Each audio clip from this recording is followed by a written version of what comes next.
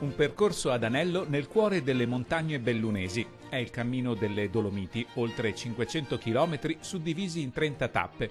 E non di solo trekking si parla, ma di un camminare nella quiete e nella natura, su strade e sentieri poco battuti, alla scoperta delle vallate e dei borghi più autentici di questo angolo di Veneto. È un cammino che è stato pensato per itinerari battuti, non complicati e quindi che non richiedono attitudini alpinistiche, ma solo la volontà di camminare, il piacere di camminare. Esiste una rete dell'ospitalità costituita da oltre 150 operatori che potranno dare adeguata assistenza ai percorritori del Cammino delle Dolomiti. Una riscoperta in fondo del modo più antico di viaggiare, camminando, con un potenziale turistico per nulla trascurabile, al punto che la Regione Veneto ha deciso di promuovere il Cammino delle Dolomiti inserendolo all'interno del progetto Cammini, il Veneto a piedi e la poesia del viaggiare. Non puntare soltanto sulle destinazioni già conosciute e classiche, come possono essere ovviamente Venezia, Verona, ma pensare a far conoscere e scoprire